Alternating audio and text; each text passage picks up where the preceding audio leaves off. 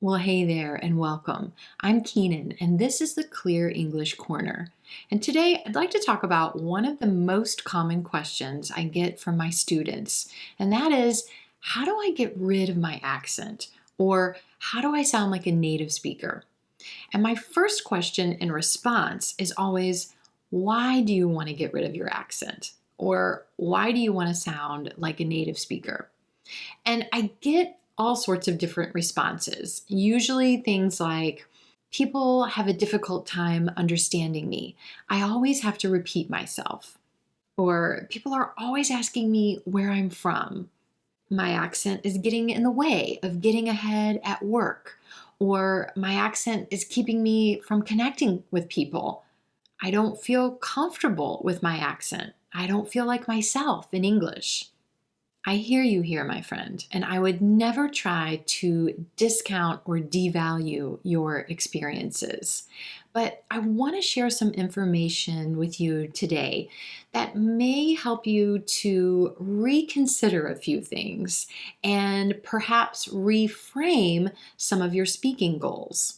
Because the fact of the matter is, speaking like a native speaker 100%, that takes a lot of effort, a lot of time, and a lot of dedication. And unless you're an actor or an actress and you're going for a specific role, I wonder, is it truly worth the effort? And is it really what you need to focus on? So I'd like you to consider three things. First, accent versus intelligibility. We all have an accent.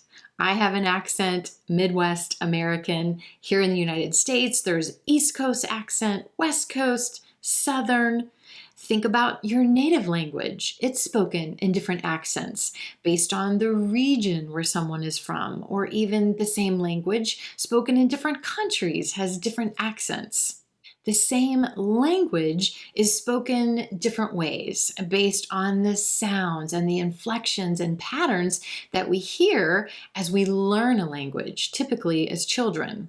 And when you learn a new language, past those golden childhood years where we soak up language, especially if you're learning a new language primarily through reading, or you're learning from a teacher who also is not a native speaker of the language, what you tend to do is apply the sounds and the rhythms of your native language to the language that you're learning, and that results in an accent. But I bet you've heard a lot of people who speak 100% beautiful, understandable, and even inspirational English with an accent. That's because there's a difference between accent and intelligibility. Intelligibility refers to how easily understood you are in a certain language, and how easy it is for a variety of listeners to understand your message. You can have a very distinct and noticeable accent and still be 100% intelligible. On the flip side, you may have no trace of an accent or a very neutral accent and still be really hard to understand. Intelligibility is about clear sounds and words, but it's also about being able to convey emotion and intention in your spoken message, to be able to feel confident and comfortable in your English. This is intelligibility, and it's entirely separate from accent. Second, let's consider the breakdown of English speakers around the world. So it's estimated that there's approximately 1.5 billion English speakers around the globe. Of that 1.5 billion, how many do you think are native speakers? Half? Maybe three-quarters? Not even close. In reality, only a quarter of these English speakers, or about 375 million people, are native speakers of the English language. The rest of the English speakers in the world are speaking English as a second, third, fourth, or fifth language.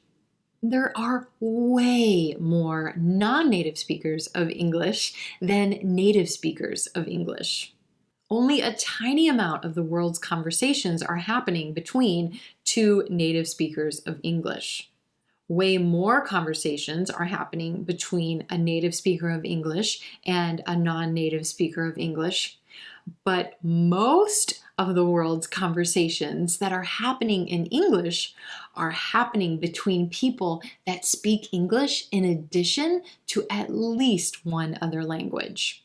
And all of these amazing people are speaking English with different accents. So when we begin to see English for what it is, a means of global growth and connection, a language that allows global communication across cultures, then what's more important, accent or intelligibility? The answer seems obvious, right? You've got to be able to be understood. And I'll go a step further too, to say you've got to be able to be compelling, persuasive, and impactful when you speak English, no matter what accent you have. And the third thing I'd like you to consider is that becoming clear and compelling in English is a lot easier than aiming for sounding 100% like a native speaker. And you're busy, right? You've got to focus on what matters most. Have you ever heard of the Pareto principle?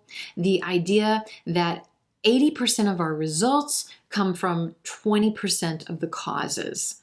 So in regards to pronunciation, 80% of our results come from 20% of all there is to learn. So out of all there is, all the information out there about how to refine your pronunciation, your biggest progress, your most important changes are going to come by focusing in on only 20% of that information. All you need to do is apply that small chunk of knowledge to your speaking in order to be clear, confident, compelling, and comfortable in your spoken English. The areas that you want to focus on is learning the rhythm of the language. What is stressed or emphasized versus what is unstressed. You want to learn the sounds. You want to be consistent in your vowel pronunciation, and you want to be clear with your consonants. And finally, you want to study the music of the language, the rise and fall of a speaker's voice, and how that is used to convey intention and emotion. Focusing on just those things will make a world of difference in your English pronunciation. So many of my students come to me with this goal of wanting to sound like a 100% native speaker of English, and they become frustrated and start feeling defeated when they're not meeting this self-imposed standard. So I wanted to share these insights with you in the hopes of helping you to feel empowered and inspired, to help you realize that you're not as far from your goal of being a powerful English speaker as you may think. So I definitely want to hear your thoughts. Is this perspective helpful? Have I shifted your mindset at all? What are your specific speaking goals? Do you feel like it's more important to be clear and compelling or to sound like you were born speaking English? Let me know in the comments. I really look forward to hearing your thoughts.